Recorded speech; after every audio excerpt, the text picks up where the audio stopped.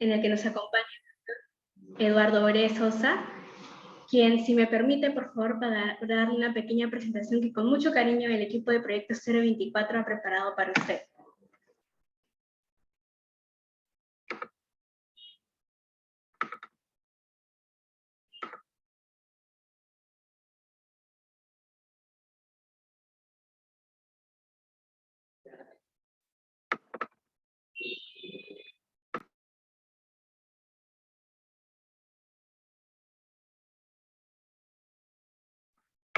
Un momentito, por favor.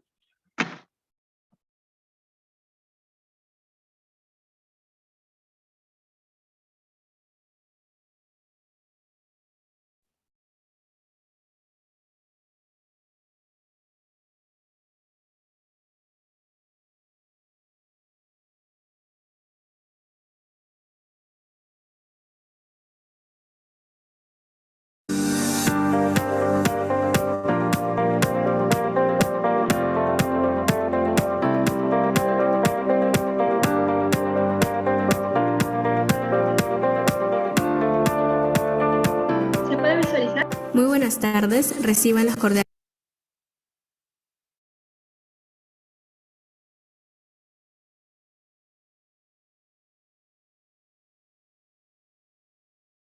saludos del equipo de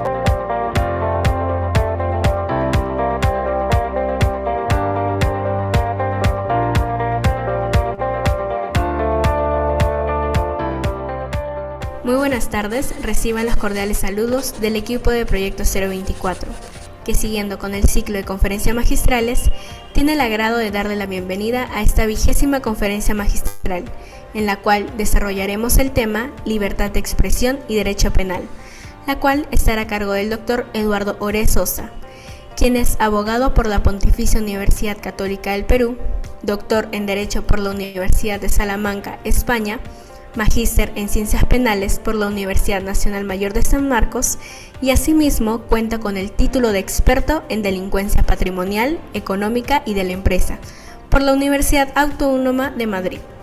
En el área laboral es profesor de Derecho Penal de la Universidad de Piura y de la Universidad San Ignacio de Loyola. Es abogado del estudio Ore Guardia y autor de monografías y artículos especializados en materia penal. No nos queda más que darle el agradecimiento respectivo al doctor Eduardo Ore Sosa por su presencia el día de hoy y acompañarnos con su importante tema Libertad de Expresión y Derecho Penal. Muchas gracias.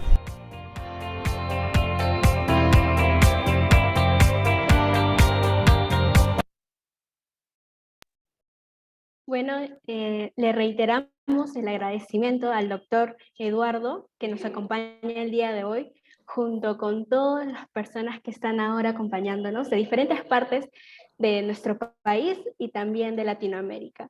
Le doy el pase, doctor, para que usted pueda, por favor, mostrarnos un poco de su conocimiento y también agradecerle nuevamente. Muchas gracias. Bien, buenas noches. Muchas gracias a todos ustedes. Quiero que mis primeras palabras sean de agradecimiento por la gentil invitación de Proyecto Cero en la persona de mi buen amigo, el profesor Luis Ishimesa. Entonces me había invitado para, bueno, dar algunas breves consideraciones. Digamos, yo preferiría que esto sea más un intercambio de opiniones sobre, digamos, la libertad de expresión y el derecho penal. Habría mucho que conversar a propósito de estos puntos, pero bueno, yo he traído, digamos, por lo menos algunos puntos, digamos, que se podrían poner sobre el tapete, digamos, ¿no? Bien sea sobre el tema del bien jurídico protegido, digamos, cuando hablamos, por ejemplo, de la difamación, bien, y si bien es verdad, veo que hay algunos participantes que no son peruanos, sino que también nos visitan virtualmente desde el extranjero. Yo quería también traer a colación, ojalá que me dé el tiempo, un par de proyectos de ley que se han presentado, digamos, aquí en el Perú, seguramente no habrá mayor novedad en el sentido de que se discute mucho en la doctrina sobre, digamos, la protección penal, digamos, ¿no? Del honor, ¿no? Y tenemos un proyecto de ley, bueno, se presentaron diversos proyectos de ley en el sentido de despenalizar los delitos contra el honor, o la descriminalización de los delitos contra el honor, como en otros, digamos, como en otros ordenamientos, digamos, del mundo. Y eso, bueno, quizás por ahí haré algunas consideraciones. Y bueno, y lo curioso es también algo de actualidad, pero por lo menos en nuestro país, que hace algunos días también se presentó un proyecto de ley, digamos en un sentido inverso, ¿no? Es decir, ya no solamente digamos, para mantener estos delitos contra el honor, sino inclusive para incrementar las penas, ¿no? Entonces yo quería por lo menos ocuparme un par de minutos, toda vez que por lo menos para mis compatriotas son temas quizá de actualidad, pero evidentemente tendríamos que conversar, digamos, sobre las conveniencias político-criminales, digamos, ¿no? Digamos, de sancionar penalmente estos comportamientos. Bien, pero yo de todos modos quería dar, digamos, algunos alcances sobre esta problemática de la libertad de expresión, digamos, en sus relaciones con el derecho al honor. Y bueno, sin más voy a entrar a mi exposición, como les digo, simplemente señalando algunos puntos que me parecían interesantes y dejar tiempo al final quizás para un intercambio de opiniones, preguntas, ¿no? Un debate, ¿no? Bueno, yo creo que un primer punto, digamos, a abordar cuando mencionamos, yo me voy a enfocar básicamente, esto tiene que ser un enfoque penal, digamos, ¿no? Y disculpen porque, bueno, no soy constitucionalista, soy penalista, pero de algún modo también, sobre todo cuando hablamos también jurídico protegido, que duda cabe, que también tenemos que, de algún modo, ¿no? Darle un contenido que, digamos, se acople o que vaya acorde, digamos, con los valores y principios de nuestra Constitución. Bien, y definitivamente cuando hablamos de las libertades informativas, de la libertad de expresión y su correspondencia, ¿no? Con, digamos, el derecho al honor, claro, hay posturas, ¿no? Que apuntan a una suerte de conflicto, digamos, entre estos derechos y se considera, pues, por lo menos desde el punto de vista constitucional, digamos que se debería propender a una suerte de ponderación entre ambos intereses para, digamos, que, digamos, el ejercicio, si se quiere, ¿no? El ejercicio de algunas libertades, como las libertades informativas, no hagan mella, no afecten el honor de las personas en la medida que, como lo vamos a ver, el honor está muy vinculado a la dignidad de la persona. Bien, por lo menos en nuestra Constitución, el derecho, digamos, al honor, digamos, está reconocido, digamos, en el artículo 2, ¿cierto? Inciso 4 de la Constitución, pero es curioso que inclusive en el inciso 7 se señala, ¿no? Que los delitos cometidos por medio del libro, la prensa y demás medios de comunicación social se tipifican en el Código Penal.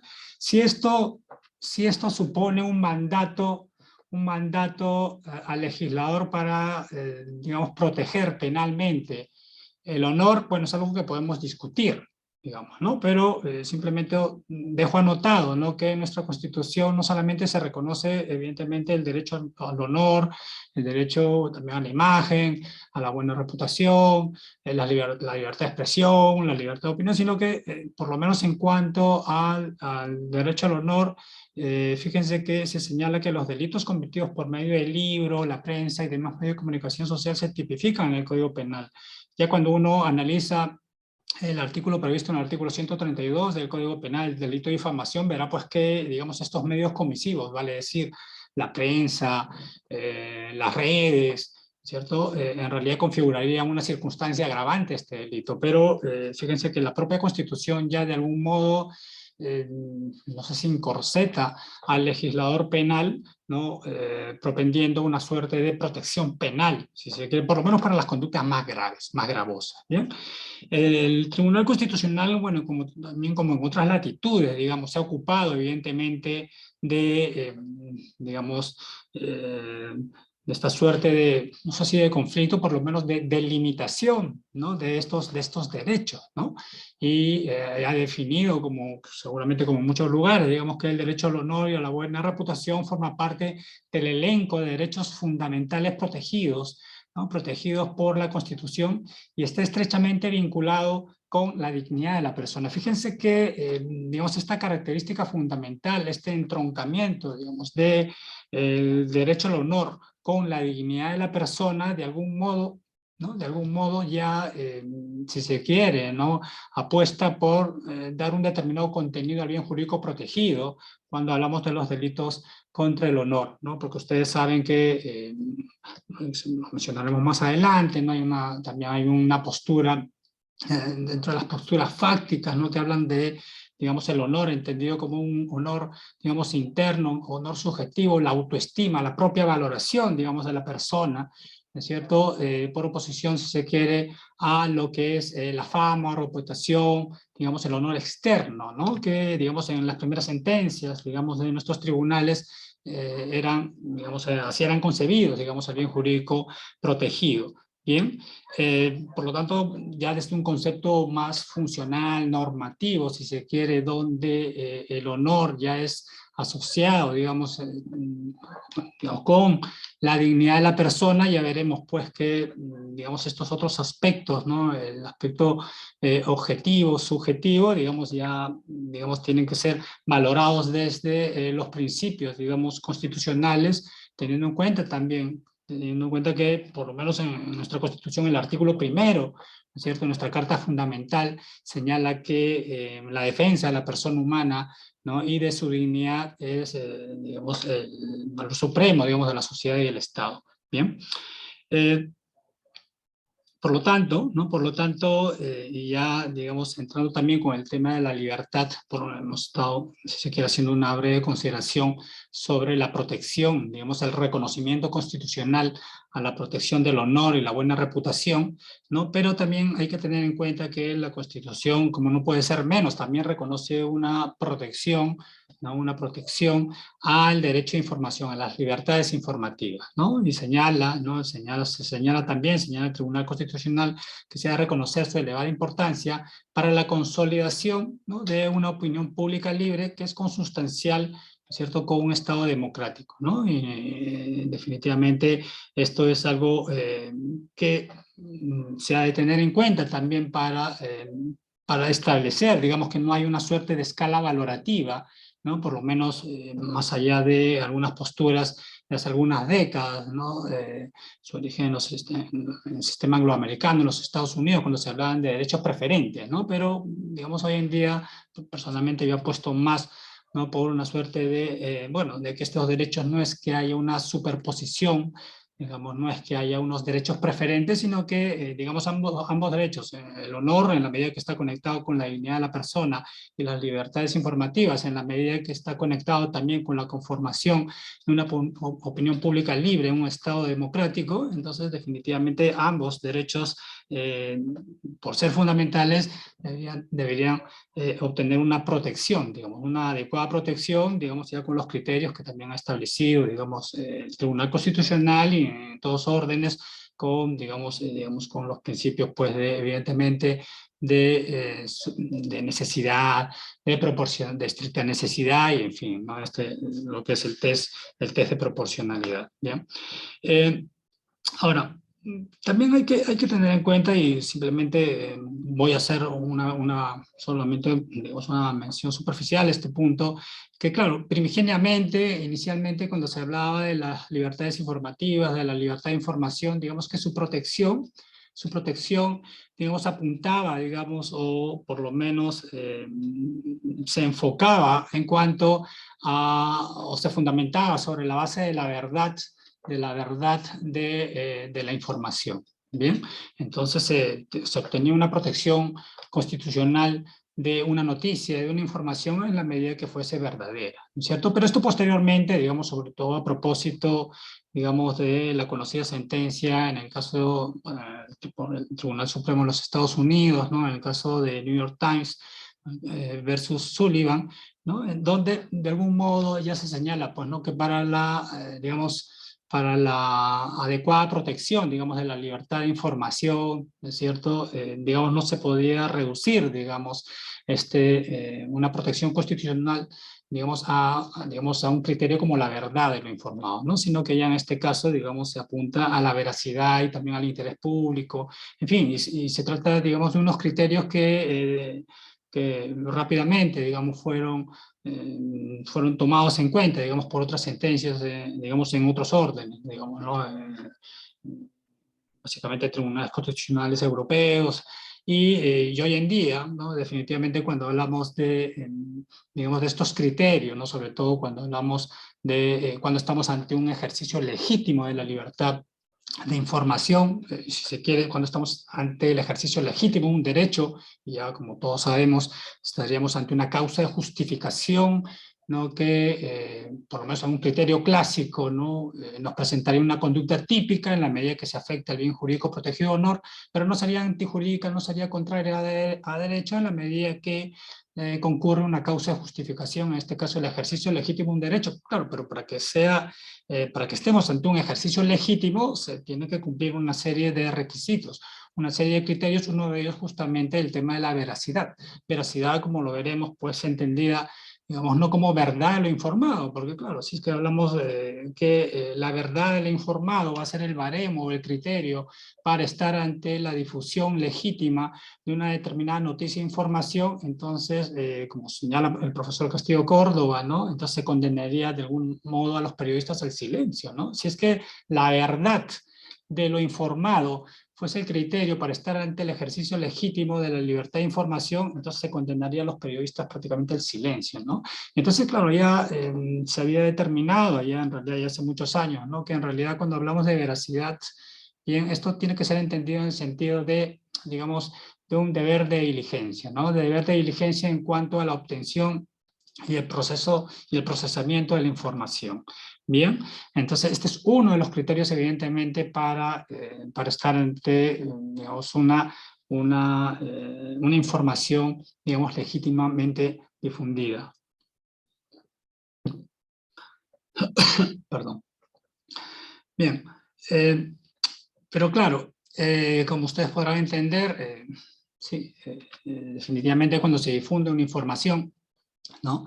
Esta información puede afectar el honor de una persona. Bien, cuando se difunde la información de un determinado funcionario público del más alto nivel o de un personaje público, una persona con determinada proyección o trayectoria pública, bueno, la difusión de determinadas informaciones puede afectar, digamos, su honor o reputación, ¿no? Cuando se señala que, digamos, una autoridad, digamos, ha recibido, digamos, dinero, sobornos, digamos, para la concesión de licitaciones públicas, o en fin, cualquier acto de corrupción, eso definitivamente afecta el honor de una persona, ¿no? Entonces, claro, solo eso es suficiente, digamos, para de algún modo activar, digamos, los mecanismos penales en protección, digamos, del honor de una persona.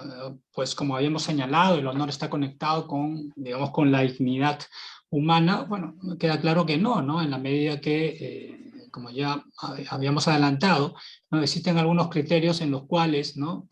En la medida que se quiera, digamos, conformar una opinión pública libre, digamos, ¿no? En un Estado democrático de derecho, entonces será fundamental, digamos, que los ciudadanos, digamos, obtengan determinada información sobre el comportamiento, evidentemente, de sus autoridades, ¿no? De los funcionarios públicos, ¿no?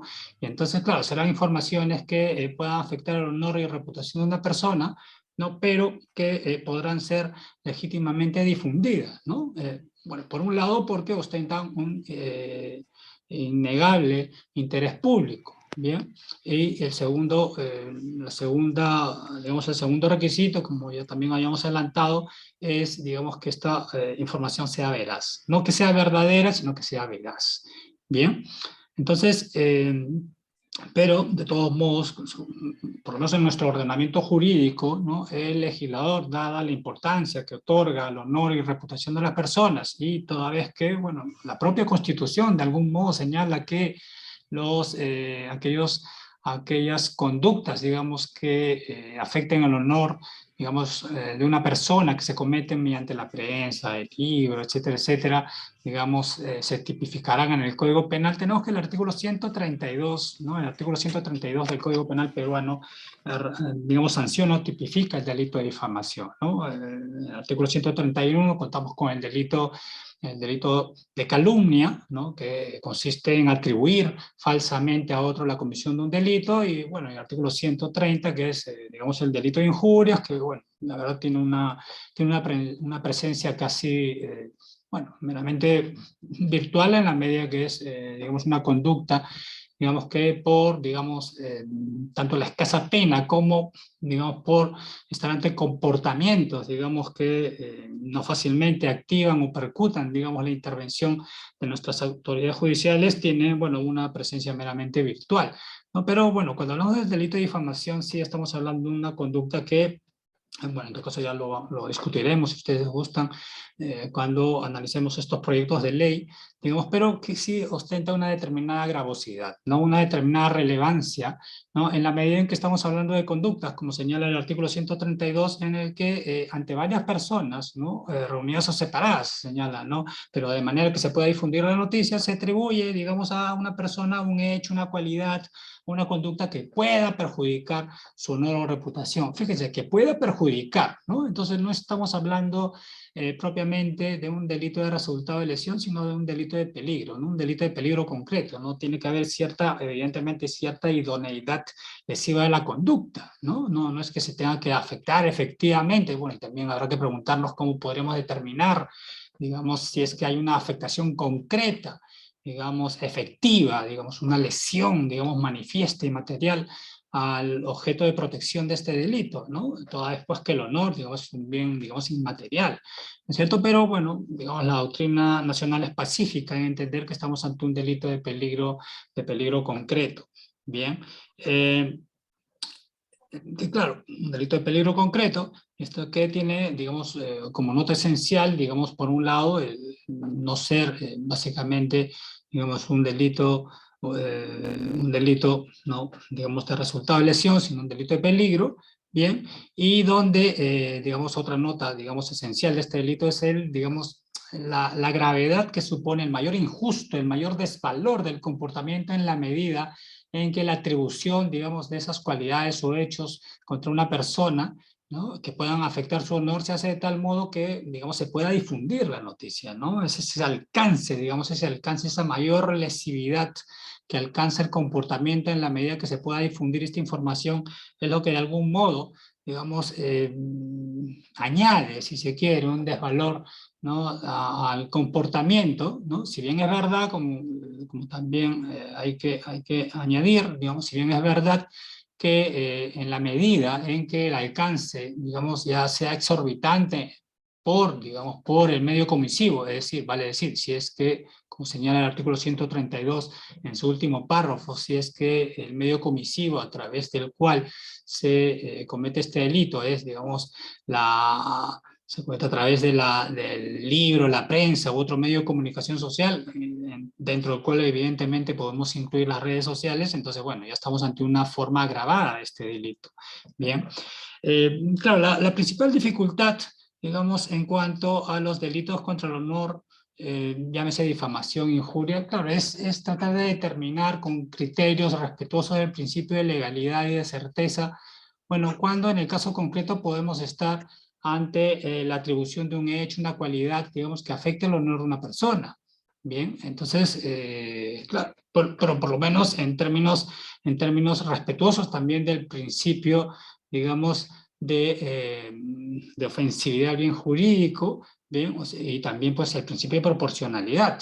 Bastará con que, digamos, con que alguien haga una valoración negativa, digamos, de una determinada persona, eh, para poder, digamos, configurar un delito en la medida en que esta persona se pueda sentir afectada. O sea, en otras palabras, ¿cuándo, digamos, podríamos estar, digamos, ante la atribución de un hecho, una cualidad, ¿no? A una persona que pueda afectar su honor, pero que sea penalmente relevante, ¿no? Entonces, claro, si es que nosotros, digamos, postulamos un criterio, digamos, clásico, digamos, subjetivo, digamos, en función al honor, digamos, interno, ¿no? A la propia consideración de la persona, a la autoestima, entonces definitivamente podríamos terminar, digamos, como se ha cuestionado en la doctrina, podríamos estar sencillamente sancionando penalmente los sentimientos, ¿no? Claro, como yo me siento mal porque me han valorado negativamente, porque me han atribuido, digamos, una determinada característica, eso de algún modo me ha afectado emocionalmente, ¿no? Entonces, pero bueno, el derecho penal no está para proteger en principio sentimientos, digamos, ¿no? Sino que definitivamente los comportamientos, las atribuciones, las conductas típicas tienen que ostentar, digamos, una determinada dañosidad social, ¿no? Una determinada relevancia, ¿no? Y bueno, por lo menos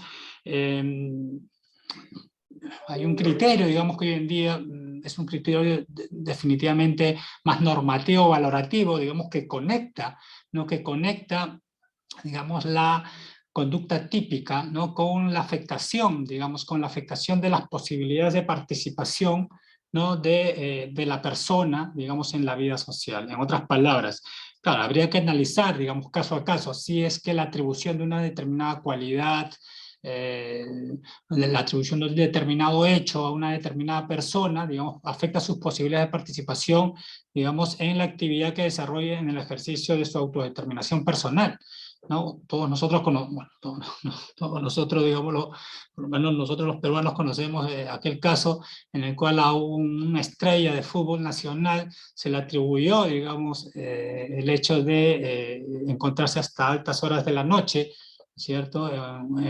Digamos, en la víspera, digamos, de un importante partido de la selección nacional, ¿no? De la selección de fútbol. Bien, y entonces, claro, digamos, un comportamiento, el hecho de, digamos, estar fuera de la concentración a altas horas de la madrugada, en víspera de un partido tan importante, claro, la atribución de un hecho, en la medida en que sea falso, en la medida que no sea verdadero, o por lo menos que no cubre el tamiz de la veracidad, digamos, o de la diligencia digamos, que tuvo que ser puesta, digamos, para la obtención de esa información, podría evidentemente no solamente afectar, digamos, el honor y reputación de una persona, sino afectarlo de manera ilegítima, porque nuevamente, ¿no?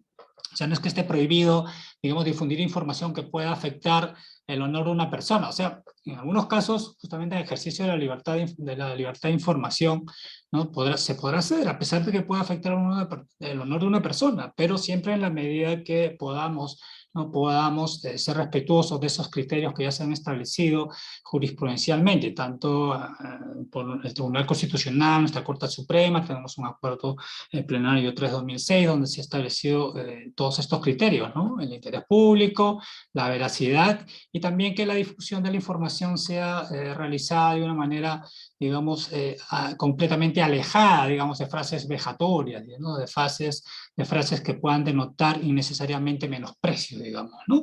Entonces, bueno, en la medida que, digamos, bueno, le señalaba, ¿no? En la medida que estemos ante la atribución de hechos que puedan afectar las posibilidades de participación, digamos, de la persona, digamos, en el ejercicio de su autodeterminación personal, claro, en este caso nosotros podríamos decir, bueno, afecta a un futbolista, a su imagen, digamos, a su trayectoria, el hecho de que le estén atribuyendo, ¿no?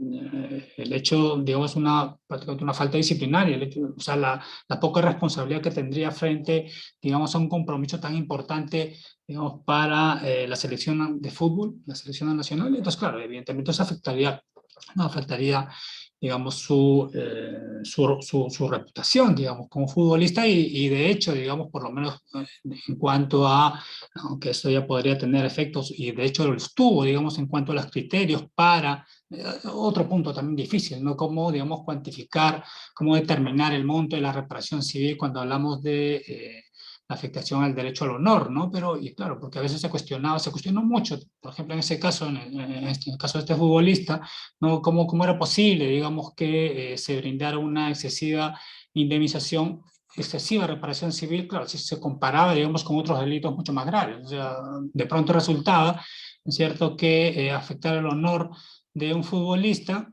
¿no? Resultaba, digamos, mucho más caro que matar, digamos, a una persona en un accidente de tránsito, ¿no? Es algo que se cuestionó mucho, pero bueno, ya no podría entrar, digamos, en criterios, digamos, en estos puntos, porque bueno, escapa un poco a lo que yo, digamos, tenía previsto, digamos, para el día de hoy, pero simplemente señalar que, por lo menos en cuanto a ese punto, claro, la reparación civil, digamos, se guía por algunos criterios, algunos principios como el de la reparación integral del daño, ¿no? Y en la medida que en ese caso se pudo acreditar un daño, digamos, un daño patrimonial, cuál era, por ejemplo, la pérdida de algunos contratos de sponsor, de derechos de imagen, etcétera, etcétera. Entonces, bueno, de algún modo, documentalmente, ¿no? Se pudo acreditar ese daño, digamos, patrimonial, ¿no? Pero bueno, en fin, eso daría, digamos, daría para largo, digamos, la discusión. Pero bueno, continuando, digamos, con algunos otros puntos, digamos, que me parecería interesante, digamos, poner sobre el tapete, ¿no?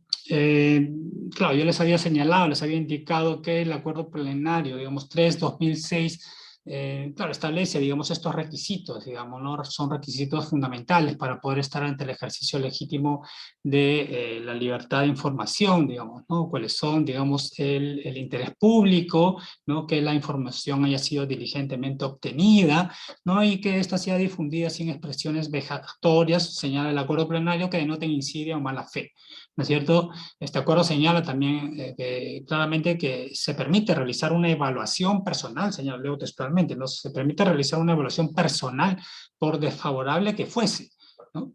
De una conducta, pero no se pueden emplear calificativos que apreciados en su significado usual y en su contexto evidencian menosprecio.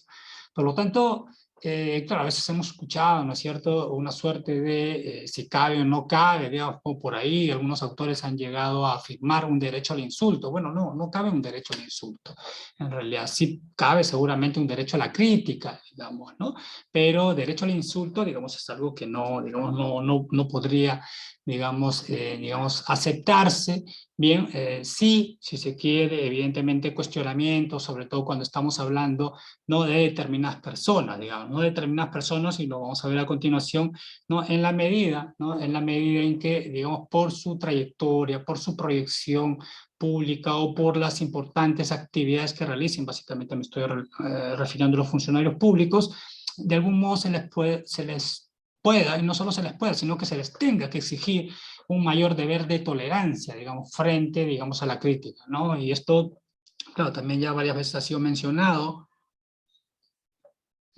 por sentencia de nuestro Tribunal Constitucional y de otros tribunales, ¿no? De otros ordenamientos, ¿no? Que claro, que evidentemente, ¿no? Los funcionarios, si bien es verdad, digamos, también ostentan un derecho al honor, pero digamos, sí también tienen que admitir un mayor deber de tolerancia en cuanto al escrutinio, ¿no? O sea, al escrutinio de sus actividades y en algunos casos, bueno, en algunos casos también, ¿no? Tratándose de otros personajes, digamos, por lo menos que se hacen algunas intromisiones, digamos, en la medida en que no sean irracionalmente no irrazonablemente, ¿no? Desproporcionadas inclusive, ¿no?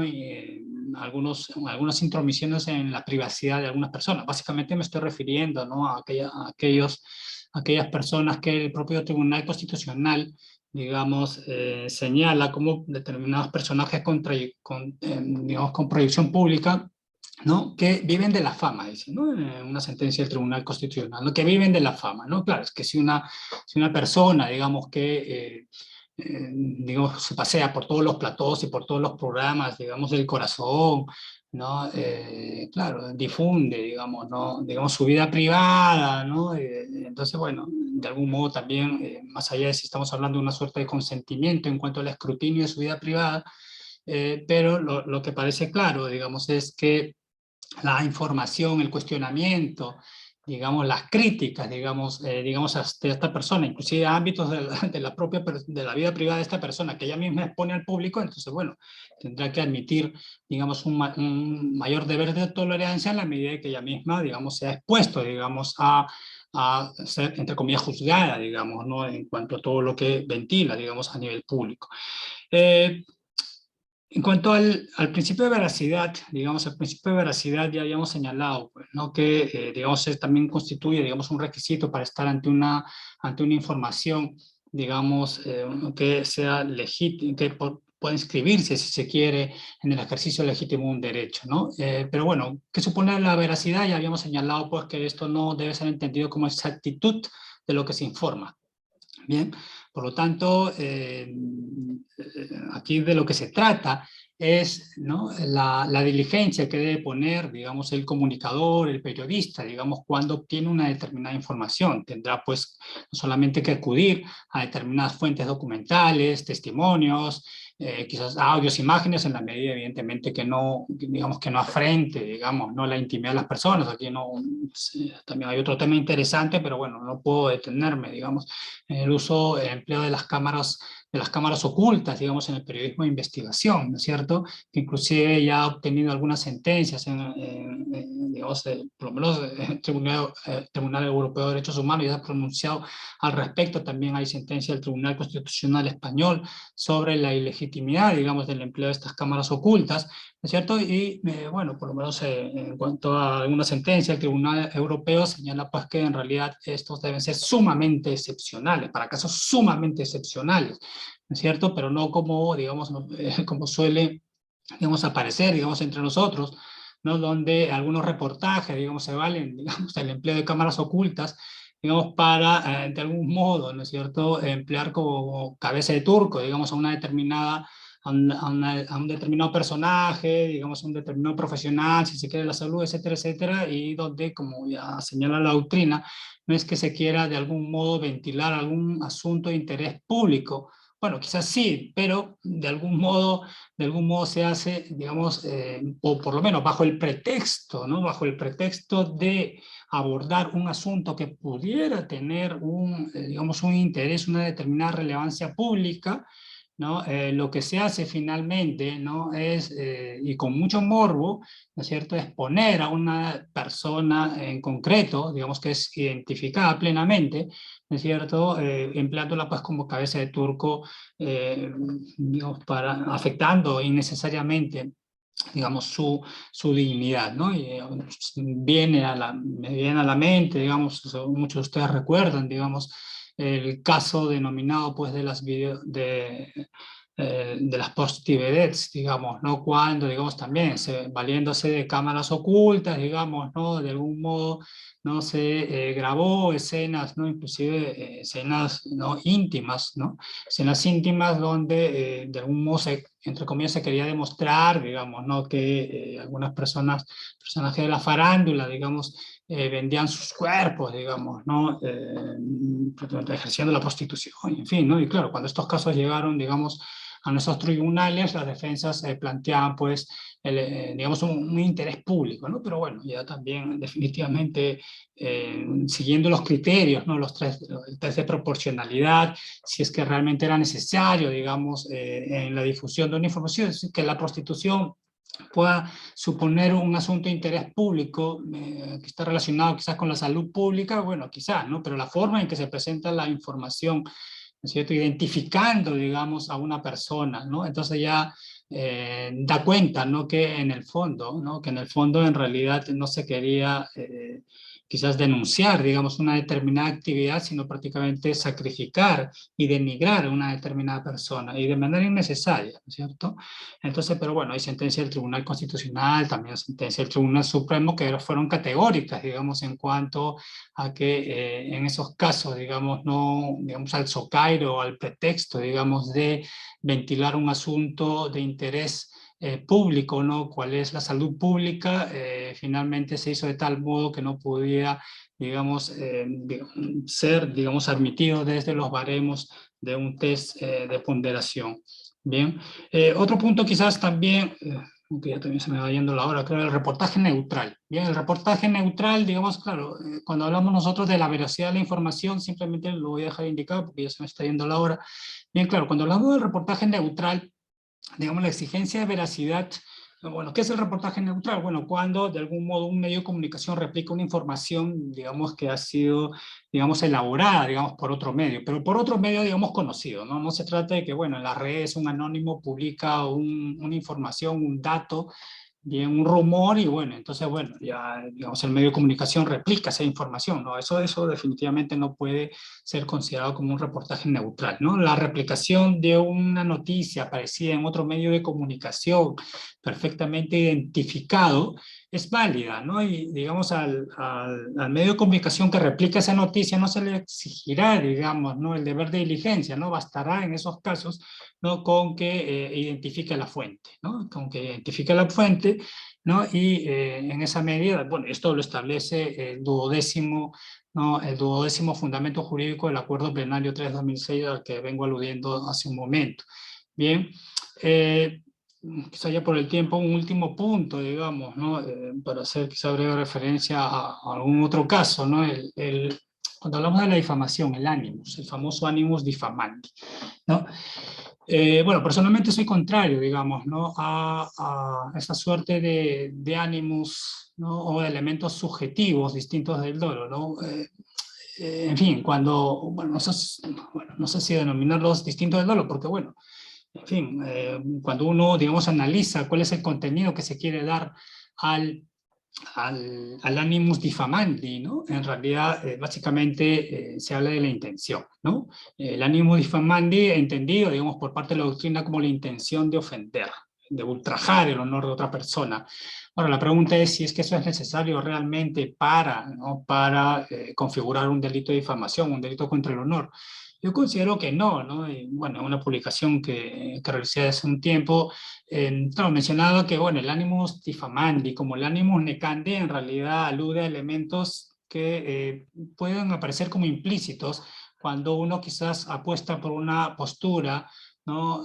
Volitiva del dolo, ¿no? Claro, para los que consideran que el dolo es conocimiento y voluntad, seguramente en el componente volitivo, ¿no? Y si es que estamos hablando, ¿no? De delito contra el honor, ¿no? La difamación, claro, buscarán un animus diffamandi. Y entonces, claro, uno lee algunos manuales y consideran manuales y sentencias y consideran necesario, digamos, la determinación de este animus, ¿no? De esta específica intención. Pero claro, también uno revisa manuales donde se alude, por ejemplo, al animus necandi, ¿no? Al animus necandi, ya por no hablar del animus lubricus o animus libidinoso en algunos delitos contra la libertad sexual. Pero la pregunta es si es que, digamos, estamos propiamente ante elementos del tipo penal, ¿no? Bueno, no va a entrar al ánimo libidinoso cuando hablamos de esos otros delitos, pero fíjense que cuando hablamos, por ejemplo, del ánimo necandi, bueno, ¿qué es lo que se quiere señalar con el ánimo necandi? No, es decir, se quiere señalar que para que estemos ante un homicidio, entonces tenemos que realmente determinar, valorar que hay una especial intención de matar a otra persona. Bueno, desde criterios, parámetros objetivos, en realidad lo que tenemos que tratar de determinar es, digamos, si es que a una persona, digamos, al imputado se le puede atribuir, digamos, la representación de la peligrosidad ex ante de su conducta. En otras palabras, si es que normativamente le podemos atribuir, imputar, ¿cierto?, el conocimiento de que con su conducta está creando un riesgo desaprobado, ¿no? Si hablamos de homicidio, un riesgo de muerte, ¿no? Es decir, si es que alguien dispara varios tiros a la cabeza de una persona o coloca un potente veneno en una taza de café, entonces, claro, eso no nos preguntaremos realmente cuál era la intención, digamos, de esta persona. Eso sencillamente digamos, lo atribuiremos, digamos, porque por regla de la experiencia, digamos, quien, digamos, realiza esos comportamientos, digamos, nosotros socialmente le asignamos, ¿no?, el sentido de matar y punto, ¿no? Y lo mismo, digamos, ¿no?, cuando alguien atribuye, ¿no?, a una determinada persona, determinadas frases, ¿no?, que socialmente podemos entender y determinar que van a afectar, digamos, su honor y reputación, ¿no?, y que van a afectar de una manera intolerable sus posibilidades de participación en el ejercicio de una determinada actividad que, digamos, en el ejercicio también del libre desarrollo de su personalidad realice. Entonces, bueno, entenderemos pues que es suficientemente idónea para constituir un ataque, digamos, un ataque intolerable e ilegítimo al honor de una persona. Bien, entonces este especial animus diffamandi, porque finalmente si es que fuese tomado en cuenta para configurar un delito, entonces nos llevaría al absurdo, ¿no? Al absurdo de considerar que un periodista, digamos, que digamos, difunde la información, ¿no?, una información que es veraz, por ejemplo, claro, él tiene un enemigo, ¿no? Un alcalde, y bueno, el alcalde, bueno, es denunciado, digamos, penalmente por la fiscalía, bien, y tiene abierto un proceso, digamos, ¿no? Inclusive con detención. Y entonces, claro, esto, como es su enemigo, el periodista difunde esta información, ¿no? Con pelos y señales, con fotografías, bien, y se regocija, digamos, ¿no? En la difusión de esa información, ¿no? Se alegra, digamos, ¿no? Y entonces, claro, la pregunta es, entonces, claro, como hay una intención, digamos, de denigrar, de hundirlo, ¿no? De afectar su dignidad, entonces diremos pues que esa información, digamos, la difusión de esa información, digamos, constituye un delito de difamación. Bueno, la respuesta será negativa en la medida en que estamos ante un interés público, la información es veraz, y en la medida en que no se hayan empleado frases vejatorias, bueno, sencillamente estaremos ante el ejercicio legítimo de un derecho. Lo contrario, claro, puede pues que un periodista difunda una información, digamos, sin el respeto de la diligencia en la obtención de la información, ¿cierto? Pero claro, él no tiene ningún ánimo de afectar el honor y reputación digamos, de esa persona, simplemente lo hace por rating, digamos, por obtener, digamos, una bomba noticiosa que en el fondo no es nada. Entonces, bueno, en estos casos, como no tenía la intención, el ánimo difamante, entonces, bueno, no hay delito. Bueno, no, en realidad, ¿no? Eh, entonces, por lo tanto, este ánimo, en realidad, si bien es verdad, uno puede interpretarlo quizás como el aspecto volitivo del dolo, digamos, el dolo, digo, estamos hablando eminentemente de un delito doloso, pero yo creo que es un elemento innecesario, ¿no? Un elemento innecesario porque finalmente bajo posturas, digamos, cognitivas del dolo, definitivamente quien difunde una determinada información que objetivamente es denigrante, atentatoria contra el honor y reputación de la persona, bueno, ya definitivamente ya la atribución de esa frase, digamos, esa cualidad que afecta el honor, ya será dolosa, ¿no es cierto? Y lo de la voluntad, como señala Sánchez Vera, ya será, digamos, un elemento fútil, innecesario, no se deduce simplemente de que se le atribuye una conducta objetiva idónea, digamos, para afectar el honor y reputación de una persona. Bueno, por último, bueno, ya la verdad se me ha ido el tiempo, me parece el consentimiento, ¿no? El consentimiento también que es tomado, digamos, normalmente como una causa de justificación, por lo menos en nuestra legislación, ¿no? El consentimiento como una causa de justificación, ¿no?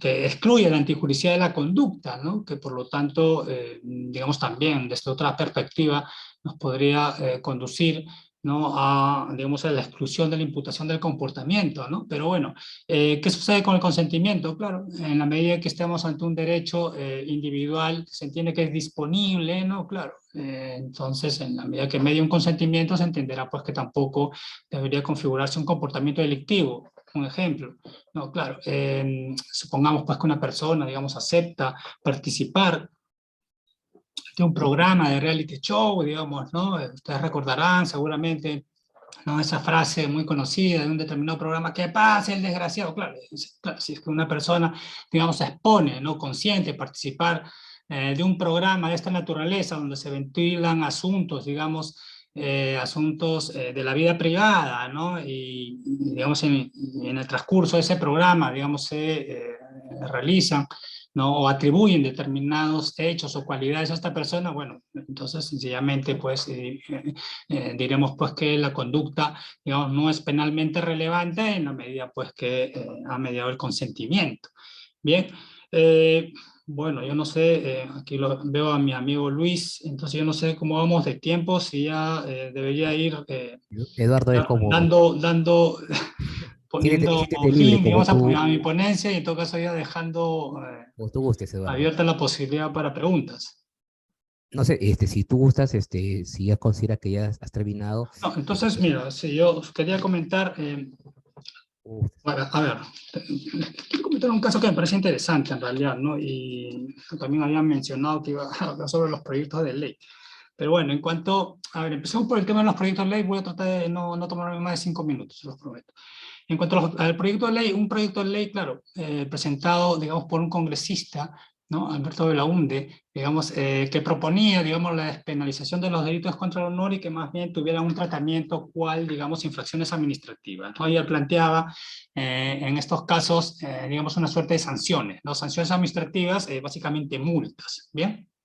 No voy a entrar digamos, al contenido, digamos, del proyecto de ley por el tiempo, pero simplemente señalar, digamos, cuáles suelen ser los argumentos favorables a la descriminalización, digamos, de los delitos contra el honor, ¿no? Básicamente se señala, digamos, ¿no? Que claro, que las leyes, ¿no? Las leyes o los delitos de difamación suelen constituir una de las principales amenazas contra la libertad de expresión, ¿no? Y que por lo demás existen medidas menos lesivas, digamos, que podrían de algún modo garantizar el honor de las personas, y entre ellas se menciona, ¿no? Como estos mecanismos alternativos para proteger el honor de las personas, la reparación civil y el derecho a rectificación. Bien, eh, bueno, personalmente, digamos, ¿no? Bueno, hay muchos más, también otros, digamos, argumentos, pero bueno, por el tiempo tampoco podemos abundar en ellos, ¿no? Pero bueno, básicamente yo considero, digamos, ¿no? Que cuando hablamos de la difamación, de estos delitos contra el honor, hay que tener en cuenta que en general estamos hablando muchas veces de delitos pluriofensivos, no solamente se afecta el honor, ya digamos, pues que el honor está conectado con la dignidad, a veces también se afecta, digamos, la intimidad de las personas, ¿no? He puesto algunos ejemplos, ¿no? Esta joven, digamos, ¿no? El personaje de la farándula que prácticamente se le destrozó su vida, digamos, ¿no? Cuando se difundieron informaciones, ¿no? Como cual sí, claro, como que vendía, digamos, su cuerpo a cambio de determinadas cantidades de dinero, y en fin, ¿no? Entonces, claro, yo creo pues que definitivamente hay que tener en cuenta que estamos ante delitos que, digamos, bajo un uso arbitrario, ¿no? Bajo un uso arbitrario de la libertad de expresión, digamos, no deberían admitirse, ¿no? Es decir, eh, porque fíjense, ¿no? Ya estamos estableciendo algunos baremos para ver cuándo la información es legítima, y en la medida en que la información se difunda de modo legítimo, ¿no? Media interés público, que sea veraz y que esté desprovista de frases ultrajantes o vejatorias, entonces, bueno, en principio no debería haber problema. Es verdad también, digamos que, claro, en gobiernos autoritarios, en gobiernos pues poco democráticos, y hoy en día, digamos, quizás estamos viviendo también etapas muy, muy difíciles, toda vez pues que justamente, digamos, últimamente vemos algunos pronunciamientos, digamos, de asociaciones, organizaciones, digamos, de defensores de la prensa, digamos que, claro, que cuestionan, digamos, digamos, algunos ataques, digamos, a los medios de comunicación, a los hombres de prensa, ¿no? Y tan es así que justamente en ese interín, ¿no? Se presenta este otro proyecto de ley, digamos, que incrementa o propone incrementar las penas de los delitos contra el honor. Algunos señalan, pues, que quizás para de algún modo, ¿no? Tratar de alcanzar, por lo menos en los casos más graves, ¿no? Una pena efectiva, ¿no? Pero bueno, en fin.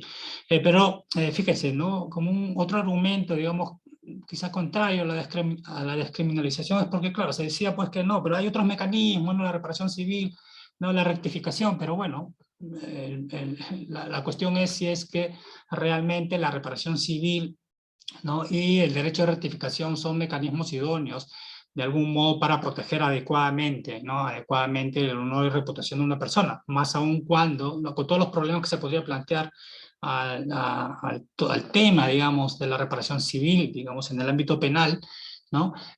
Pero teniendo en cuenta también que estamos hablando de mecanismos posteriores, ¿no? Mecanismos posteriores a la conducta penalmente relevante, o sea, ya cuando el daño está hecho, ¿no? Entonces, ¿se puede restablecer el honor de una persona? Bueno, en muchos casos no.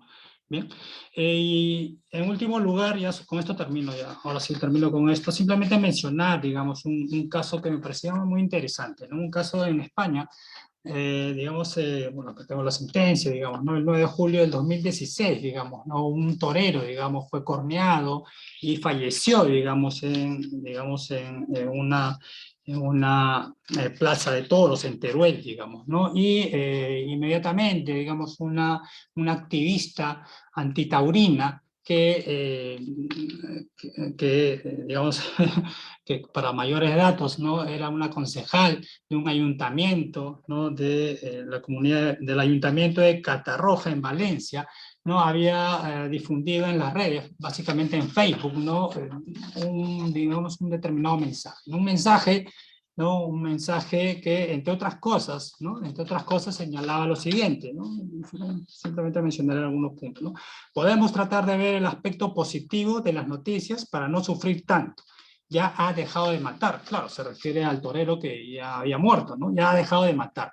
Ahora los opresores, se refiere a los toreros, han tenido una baja, una víctima más, un peón en un sistema, y me pregunto, como muchos, ¿cuántas bajas más de este tipo harán falta para que los gobiernos centrales, generalistas, diputaciones y ayuntamientos dejen de subvencionar estas prácticas con olor a sadismo? No puedo sentirlo por el asesino que ha muerto, más que por todos los cadáveres que ha dejado a su paso, etcétera, etcétera, ¿no? Entonces ya simplemente para adelantarme, digamos, a lo que era... lo que fue el pronunciamiento, digamos, del Tribunal Constitucional, toda vez que en este caso vale decir también que aquí no digamos, estábamos hablando de una demanda, digamos, de indemnización, digamos, de los familiares de la víctima, bien, pero, digamos, aquí en esta situación, digamos, cuando se condenó al pago de una indemnización, digamos, esta persona, digamos, esta activista se fue en amparo, bien, y o invocando, digamos, el ejercicio de la libertad, a la libertad de información, ¿no? Entonces simplemente quiero, de algún modo, señalar algunas consideraciones que tuvo a bien, digamos, el Tribunal Constitucional Español, digamos, para considerar, pues, que no estamos ante un uso legítimo, no un ejercicio legítimo de la libertad de expresión. Señaló, atendida a las circunstancias del caso, dicha injerencia se evidencia como innecesaria, desproporcionada, así como carente de anclaje alguno en el ejercicio del derecho a la libertad de expresión de la recurrente. En efecto, para defender públicamente sus posiciones antitaurinas, no era necesario calificar en la red social de asesino o de opresor a don Víctor Barrio y mostrar alivio por su muerte, menos aún haciéndolo acompañando al texto una fotografía en que se mostraba al torero malherido en el momento en el que fue corneado, con evidentes muestras de dolor, y realizar esa publicación a las pocas horas de fallecer a consecuencia de esa corneada en la Plaza de Toros de Teruel, ocasionando con ello un dolor añadido al que tenían sus familiares. Bueno, hay otros párrafos también que van, digamos, de esta suerte y consideran pues que en este caso se trataba, ¿no? de una información, digamos, que ya no solamente, digamos, que no solamente, digamos, era contraria a todo criterio de humanidad, ¿no es cierto? Y por lo menos contra los familiares de la víctima, sino que, digamos, al socaire o bajo el pretexto de la expresión de una determinada opinión, idea, ¿no? O posición en cuanto a las corridas de toros, ¿no? Afectaba de una manera constitucionalmente no protegida o constitucionalmente ilegítima, ¿no es cierto?, digamos, el honor y reputación de una persona. Bueno, disculpen que me haya excedido, digamos, del tiempo y quedo, digamos, a las preguntas que tengan a bien ¿no? hacerme, o bueno, no lo tomen como, digamos, prefiero un intercambio, digamos, de opiniones, en fin. No piensen pues que estoy, digamos, en capacidad de responder, digamos, todo lo que... No, pero bueno, gracias por su atención y sobre todo por su paciencia. Muchas gracias, Eduardo, por la gentileza de tu disertación. Quería saber si me puedes permitir un par de preguntas que pueden hacer Sí, por los supuesto, imagínate. para después hacer la clausura respectiva. Al doctor Estefano Alexander tenía una pregunta, no sé si usted quiere oralizarla, por favor, doctor Estefano, le cedo el uso del micrófono para que pueda hacer la pregunta al profesor Eduardo Ore, por favor. Si no está, voy a leerla rápidamente. Dice, la primera es una referida a la responsabilidad del conductor de televisión. Dice, entiendo que solo proyecta las noticias y detrás de este hay todo un equipo de producción encargado de investigar la noticia. En el supuesto de que haya una noticia con contenido difamante, ¿no? Y el conductor lo presente, ¿puede darse una posibilidad de que sea calificado como un interviniente en el delito de difamación o realiza una conducta neutral? Bien, muy buena pregunta, le agradezco, muy interesante. Claro, primero, simplemente quiero mencionar, digamos, dos cosas a propósito de esta pregunta, ¿no? Bueno, hay que tener en cuenta que aquí estos delitos, ¿no? Los delitos contra el honor, digamos, entre nosotros son delitos perseguibles por acción privada. Se ha dado el caso que en algunas situaciones, ¿no? En algunas situaciones, digamos, por ejemplo, en un determinado programa donde digamos, el entrevistado hizo algunas afirmaciones que afectaban el honor de un futbolista, ¿no? digamos, se querelló no al conductor del programa que hizo las preguntas, sino, digamos, al entrevistado. Bien, entonces, bueno, eso está dentro, digamos, nuevamente, ¿no? En la medida que, digamos, hay un ejercicio privado de la acción, ¿no? Entonces el titular, si se quiere, el titular de la acción en este caso era el creyente, y en esa medida tenía de algún modo libertad, si se quiere, para ver si, o para decidir, digamos, decidirse por, digamos, querellar tanto al conductor, o sea, al conductor, al entrevistado, a ambos, quizás también al productor, en fin. Ahora, en segundo lugar, ¿qué es lo que sucede? Claro, cuando hablamos de determinados programas, por ejemplo, noticieros o determinados programas de televisión. Claro, estos programas muchas veces tienen, por un lado, un conductor, ¿no? Claro, es el que, digamos, el que da la cara, si se quiere, ¿no? Por decirlo de algún modo, ¿no? El conductor. Y por otro lado también un productor, ¿no es cierto? Que generalmente, digamos, no es el que, no es el que aparece a veces, ¿no? Y claro, en el caso que les he mencionado del futbolista, ¿no? Que seguramente todos ustedes conocen, bueno, y en todo caso para los que no conocen el caso, estamos hablando del caso de Magali Medina con Pablo Guerrero. Claro, en ese caso también, bueno, era el caso, digamos, ¿no? Que tanto la conductora como la productora como la directora del programa era la misma persona, ¿no? Entonces, en esos casos ya no había ningún problema, si se cree. Pero habrá otros en los cuales, ¿no? Habrá que discutir, si se quiere, ¿no? Hasta qué punto se le podría atribuir a una determinada persona, por ejemplo, al productor, ¿no? Al productor, o a veces inclusive algunos dirían, pues, no sé, pues al dueño del canal, en fin, digamos, ¿no? Al propio canal, si podría acudir como, digamos, como tercero civilmente responsable, en fin, ¿no? Pero aquí, claro, habrá que entrar al tema de la delimitación de las competencias, ¿no? Y bueno, el principio de confianza, que es algo que muchos se discuten como criterios de imputación objetiva. Claro, el productor de un programa, digamos, digamos, puede invocar el principio de confianza, si se quiere, o sea, el conductor es libre de algún modo de todo lo que difunde. Entonces, claro, habrá que entrar digamos, al caso concreto, digamos, ¿no? Entonces, los institutos en la imputación objetiva, ¿no? Básicamente, el tema de la delimitación de las competencias, la prohibición de regreso, el principio de confianza, son criterios que en algunos casos nos podrían ayudar, digamos, para tratar de delimitar, digamos, cuando una distribución, digamos, de tareas, ¿no es cierto?, también supone digamos, la distribución, digamos, de determinados roles o de determinadas responsabilidades, ¿no? Entonces, porque finalmente de lo que se trata, ¿no?, es de no afectar el principio, ¿no?, el principio de culpabilidad. Recuerden, pues, que entre nosotros, y bueno, como en otros órdenes también, está proscrita toda forma de responsabilidad objetiva, ¿bien? Y entonces se entiende que si el productor en un determinado caso va a responder penalmente, sea como autor o como partícipe, entonces de algún modo tendrá que determinarse, digamos, cuál ha sido el papel, digamos, el papel que haya podido contribuir, ¿no es cierto?, digamos, para la producción, digamos, del hecho delictivo, ¿no? No sé cuándo, digamos, podríamos estar, digamos, cuando su comportamiento, una determinada conducta, una omisión, si se quiere, ¿no?, una vulneración a sus deberes de control, o deberes de vigilancia, en fin. O sea, cuando, digamos, se le podría atribuir, digamos, ¿no? Se le podría atribuir, digamos, una conducta activa u omisiva que haya podido de algún modo, digamos, facilitar o de una manera, digamos, importante, digamos, la comisión del hecho lesivo, ¿no? Pero, nuevamente, ¿no? Acá también hay que tener en cuenta, ¿no?, que por principio de confianza, ¿no?, y en la medida en que, digamos, se haya podido delimitar adecuadamente, ¿no?, por ejemplo, otorgar una plena libertad, digamos, ¿no?, a la conductora de un programa, entonces la responsabilidad podría, en algunos casos solamente, no podría solamente alcanzar a la conductora, ¿no? En otros casos, claro, si es que realmente si es que la productora toma nota, digamos, de un determinado comportamiento que no es adecuado, digamos, por parte del conductor, y no hace, digamos, y no activa sus deberes de control y de vigilancia, podría también, digamos, en algunos casos responder también penalmente, Bien, y bueno, ha habido situaciones en las cuales ha sido así, ¿no? Pero nuevamente aquí, yo creo que aquí, digamos, el principal escollo, por lo menos, digamos, lo que sí deberíamos evitar es, digamos, la aplicación, digamos, de criterios de responsabilidad objetiva, ¿no? Una cosa es responsabilidad objetiva y otra cosa es, digamos, imputación objetiva. Y una última pregunta, ya Eduardo, para no quitarte mucho tiempo.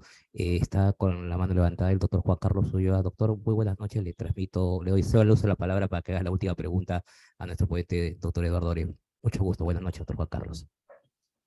Muchas gracias, colegas. Una buena noche. Saludos desde el Ecuador. Mi pregunta es la siguiente.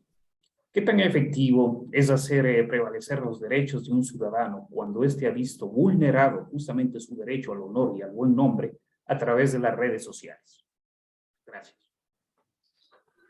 Sí, bueno, estamos ante, claro, es una pregunta muy interesante y muy actual, ¿no es cierto? Digamos, la principal dificultad definitivamente digamos, de los ataques al honor de una persona a través de las redes, ¿no? En algunos casos obedecen al tema de la investigación, ¿no es cierto? Cómo de algún modo determinar, digamos, que desde una cuenta anónima, digamos, se puede estar afectando de manera permanente y constante, digamos, un determinado personaje, ¿no?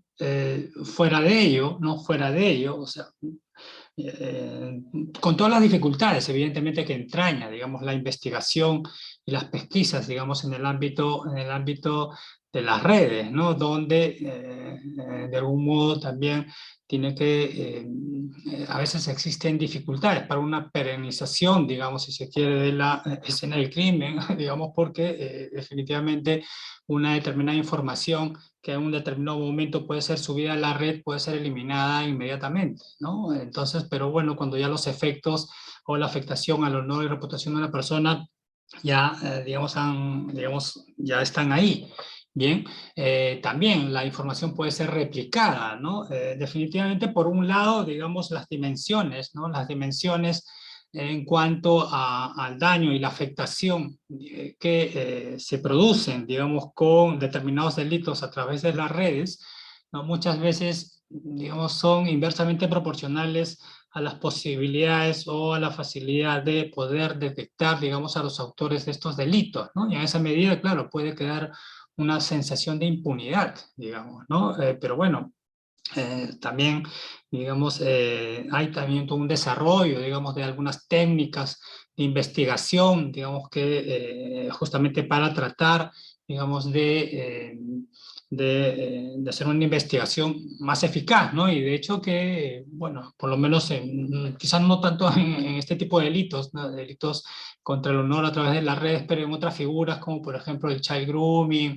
o algunas otras figuras delictivas donde, bueno, sí ha habido importantes, digamos, importantes avances en cuanto a la detección, ¿no? A la detección por ejemplo, de redes de pedofilia a través de Internet, ¿no es cierto? Pero bueno, digamos, la dificultad básicamente es técnica, pero qué duda cabe, ¿no es cierto?, que, digamos, la respuesta penal, ¿no? La respuesta penal, digamos, viene también, por lo menos entre nosotros, bajo la forma agravada del delito de difamación y en otras figuras, ¿no? En otras figuras, digamos, como el child grooming o el acoso a través de las redes a menores, digamos que, sí, digamos, nuestras legislaciones también ya acogen el convenio Budapest sobre los delitos informáticos, de algún modo tratan de establecer, digamos, algunos acuerdos de cooperación, digamos, o de capacitación para, digamos, una lucha más eficaz contra este tipo de figuras delictivas, ¿no? Pero es innegable, digamos, es innegable las dificultades que se plantean para la persecución y adecuada sanción de estos delitos. Bueno, Eduardo, quería primeramente, antes de darte un reconocimiento virtual que te hemos preparado con mucho cariño, quiero primero agradecer a todos nuestros asistentes. No he podido estar al inicio porque venía también de una actividad académica en el Poder Judicial, pero quiero agradecerle a nuestros amigos de Perú, nuestros amigos de otros países, como habrás visto, de Ecuador, Colombia, Centroamérica, Honduras, Costa Rica, Salvador, Bolivia, ¿no? Que nos acompañan a través de estas redes sociales directas y también por el Facebook, por la gentileza siempre de acompañarnos en esta ya 20ª conferencia magistral, un proyecto social, ¿no? Gratuito que nació obviamente con el ánimo de difundir la ciencia del derecho penal. Y para mí ha sido un honor, definitivamente, el día de hoy contar más que con un ponente, con un amigo, ¿no? Como es el doctor Eduardo Oré. Creo que con su conocimiento jurídico ha quedado claramente demostrado todo su aporte al mundo jurídico que viene dando con sus ponencias, con su literatura, ¿no? Académica. De verdad que quiero agradecerle a él y sobre todo también porque viene de una familia, ¿no? De penalistas bastante importante, su padre, ¿no? Don Arsenio, ¿no? Oré, un destacado profesor, maestro, abogado, universitario, ¿no? En el ámbito, toda una cátedra de Derecho Procesal Penal, de quienes hemos aprendido, obviamente, el proceso penal. Definitivamente ha sido un honor y valioso en nuestra pequeña formación. A su hermana Cecilia, también destacada, ¿no? Penalista con quien compartí aulas universitarias, y a Eduardo, ¿no? Con quien tiene siempre la gentileza, la caballerosidad siempre de poder atender e intercambiar, ¿no? El tema de justamente cuando tenemos alguna duda compartimos en esos espacios, y creo que eso es el derecho penal, ¿no? Justamente el tema de poder intercambiar siempre posiciones, ¿no? De poder, justamente podemos compartir o no, no es propia del desarrollo dogmático de la profesión que tiene uno sobre el derecho, pero qué duda cabe, ¿no? Que don Eduardo constituye siempre, ¿no? Un ejemplo, ¿no? En el ámbito del derecho penal por sus conocimientos y sobre todo por su calidad y todo de persona. Eduardo, quería justamente agradecerte una vez más, agradecerte por tu amistad, ¿no? Por estar acompañados en este proyecto, y quería justamente darte un pequeño reconocimiento que te hemos hecho del equipo de Proyecto 024, ante darte la palabra final para que puedas, ojalá te guste, y es un pequeño presente, ¿no? Que hemos preparado con mucho cariño, con mucho aprecio, ¿no? Un respeto para ti que te tenemos, ¿no? Ojalá te guste. Gracias, gracias. Gracias, Luis.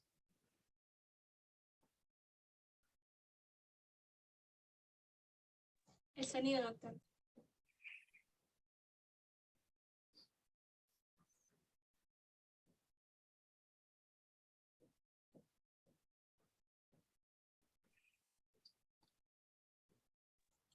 Doctor, active el sonido.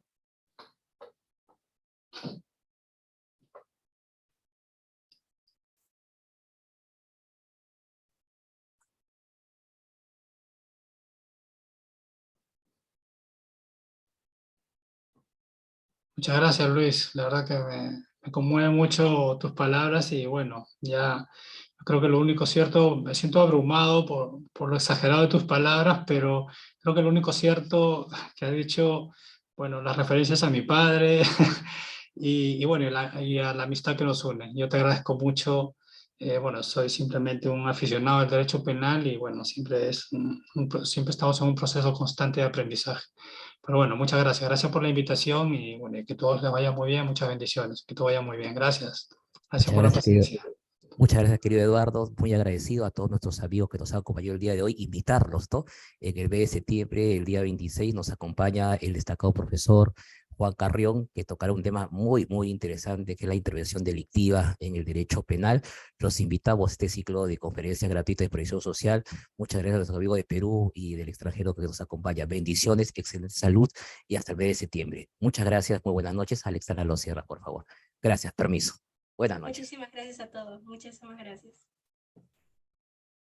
Los certificados también se les estará enviando el día de mañana pasado, y en el tema ahí de lo que se han registrado ahí. Muchas gracias, buenas noches. Lo cierras, Alexandra. Gracias.